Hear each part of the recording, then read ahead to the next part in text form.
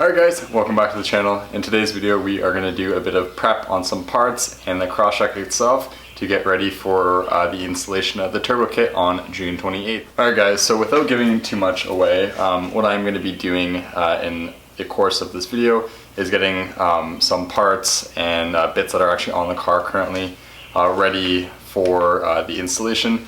There are going to be some things that I do have to remove ahead of time just to obviously cut down on some time and labor costs in order to save my wallet a little bit. Anything that I can do myself ahead of time to limit the amount of time that the shop has to do removing stuff will obviously be beneficial, but there's some stuff that is fairly easy to do that I will do on my own so that it is all prepped and ready for the shop to go. So needless to say, let's get into it. So obviously what you can see behind me is a Cobb SF intake for the 08 to 14 WX. I'm going to be using this with the provided airbox on the AVO turbo kit for the Crosstrek. Just under the intake system here is a sheet of DEI titanium heat wrap, and what I'm going to be doing is actually heat wrapping the airbox as keeping temperatures down in the engine bay, especially intake air temperatures, are very crucial. So without giving too much away, the Cobb SF is one of the mods that I am going to be adding alongside the turbo kit. It obviously is not needed as there is a turbo style airbox with the kit supplied, but I wanted a bit more induction noises from the turbo and some added benefits of the Cobb SF. So that is one of the mods that I am doing. But obviously as temperatures are obviously going to get hotter with the turbo, I do want to make sure that I am being proficient, I guess, and just thinking ahead and heat wrapping the airbox. I do actually have a oil cooler kit as well, but I won't get into that right now. That is for a later video, but let's get into it. So just before I start, obviously I do have the DEI titanium heat wrap. It's this sheet under here. What I'm going to do is dismantle the airbox, measure up portions of it, and cut it to size and put it on the airbox. The tools that you're going to need for this is a tape measure, an X-Acto knife or some scissors, some isopropyl alcohol, a microfiber, and a Sharpie. And I will time lapse me doing this, and you guys can do this for your own cars.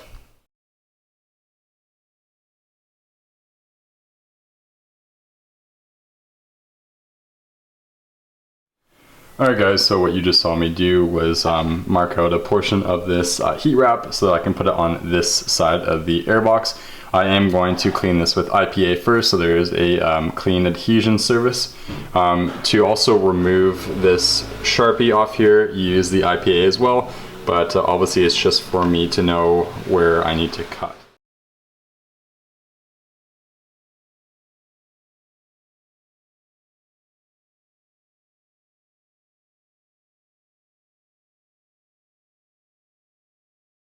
Alright guys, so as you can see, I've cut out a perfect sheet here, and that was traced on this template. Boom, there we go. Again, I have used this product in the past. That's the underside of my custom fabricated hood is coated in this stuff. Again, just to prevent heat and all that stuff. Again, I was hoping to not use it in the sense of it is not the prettiest thing. I do prefer the black than the silver, but being a realist here, I rather have the heat prevention than it to look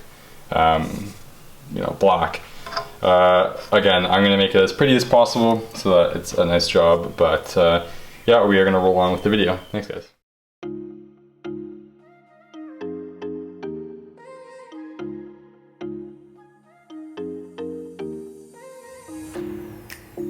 Artlist.io.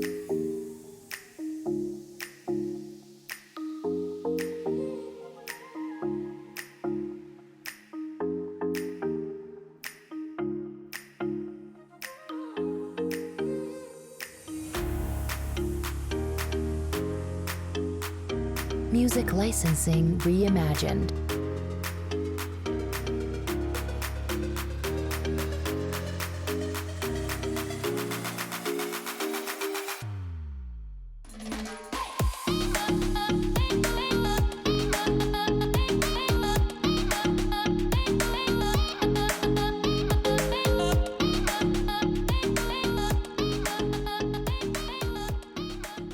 Alright guys, as you can see, the box has now been heat taped. There's two little bits that I screwed up on. I just didn't cut this as one single piece with this. Accidentally, when I was tracing it, I did it reverse, so that's why I ran out of material. And here I ran out of material on one strip, but besides that, it looks great. It's going to serve its purpose. I'm going to put on the rubber gasket here, and then I'm going to put it away. Obviously this video is going to be done in portions, so I'm going to do the next step of preparing parts on the car shortly, but for you guys it'll be a second, so here we go. Alright guys, we're back. In this bit of the clips, I'm just going to be prepping some more things on the car for the installation this coming Monday. The garage is an absolute mess. I got boxes of parts absolutely everywhere, but there are still some things I need to do. Sadly, I'm going to be a little bit slower in my abilities to get stuff done. I have a bad a skin infection right now, so it's extremely sore. So if I've got my arm up, that's why. But yeah, what I need to do is remove this license plate, relocate, as when you take off the bumper you're going to have to get rid of this, so I'm going to push it probably over there or zip tie it somewhere else, so this limits the amount of time that the shop has to be taking off stuff. I need to remove the alternator cover. I need to empty the catch can. I was going to remove the front lip, as you have to unbolt 2 bolts on it before you unclip it. You can take off the bumper, but with my arm I don't think I'll be able to do that, so I will just have to give them heads up. I was also going to cut the bolts, as they may interfere with my front mount intercooler piping and maybe the intercooler as well. It's going to cut off maybe 2 inches of them, but again, I can't do that. I'm just going to time lapse me kind of taking stuff off. I'm going to add it to the video, and this is all just prep for Monday.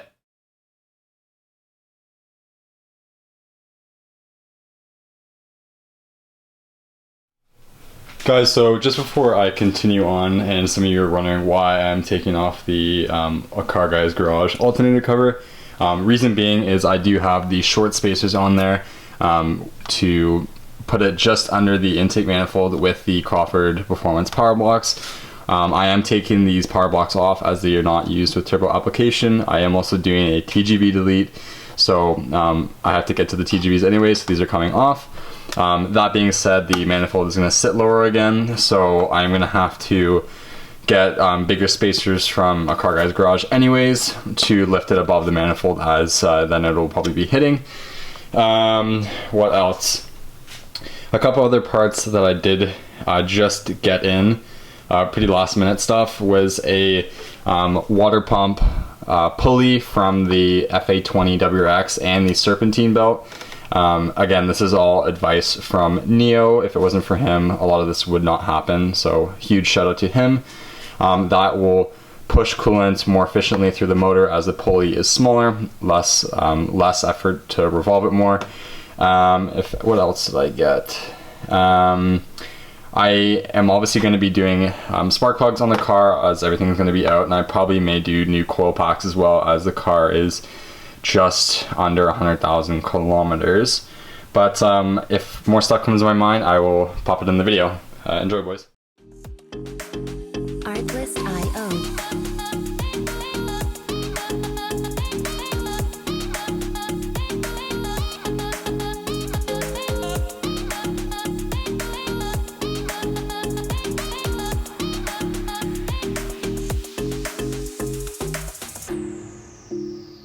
Music licensing reimagined.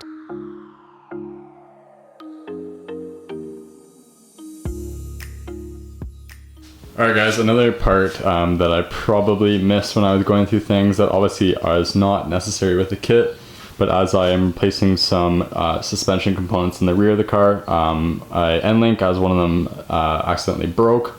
I'm installing my ISC Suspension adjustable toe arms and these Megan Racing trailing arms for the rear of the car. They're nice and beefy, spherical bearing. Just some upgrades to beef up the rear end a little bit more. Yeah, it's obviously not necessary, but as I am already doing stuff in the rear of the car, I might as well update it, as stuff is, you know, going to be driven on around 100,000 kilometers already, so if I can replace it, might as well. But I think that is everything for right now. If I have more, I will continue to add to it, but yeah, thanks guys. Alright guys, welcome back. You've just seen me do a bunch of prep on the car. I did do a little bit of stuff off camera yesterday, as I was just not feeling 100% and didn't want to film. Anyways, today is the day. It is June 28th. This is the Monday. I'm taking the car up to 13 Motorsports to have the kit installed. So now I'm just going to load the car up with all the stuff, and I do have to go to Petro Canada quickly just to get a little bit more gas, just about a quarter of a tank, just so that I have enough to obviously get there, but the minimal amount to do a fuel pump. But yeah, super excited. I cannot wait, and I will film a little bit while I'm there, and we will push on with this series. Thanks guys.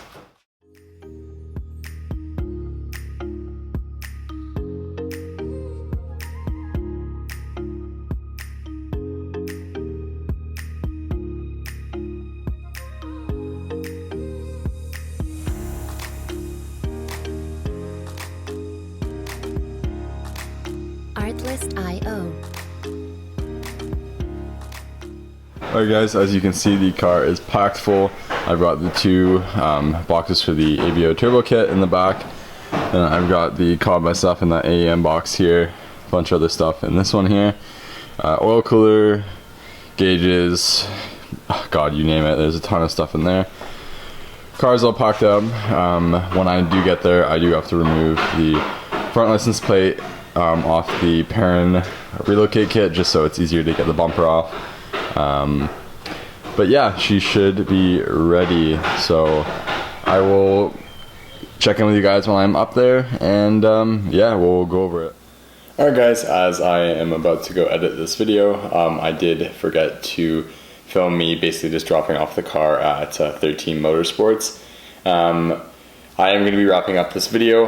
It was just some prep and me getting the car into their hands so they can obviously get the install done. I did end up buying another part. Something that they had suggested was a manual boost controller. Again, I'm a little unsure if these cars can run a EBCS or not. I've been told no, I've been told yes. A manual boost controller is very simple in the grand scheme of things. The factory wastegate on the turbo, at least for the stage 1 kit, is set to 6 to 8 psi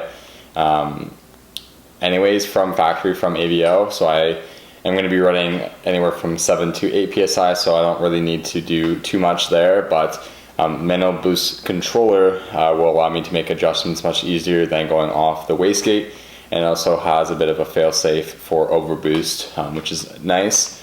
It's got a check valve in there as well, so yeah, it's not a bad thing. I ended up getting a Vibrant Performance manual boost controller, and it's made specifically for MAF-based cars, which the Crosstrek is.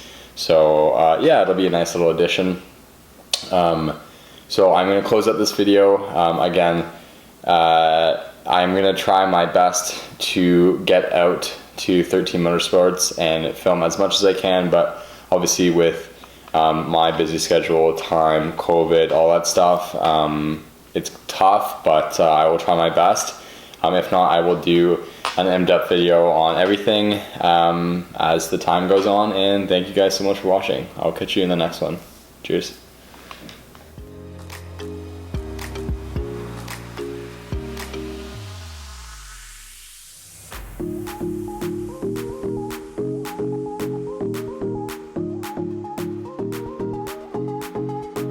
Music licensing reimagined.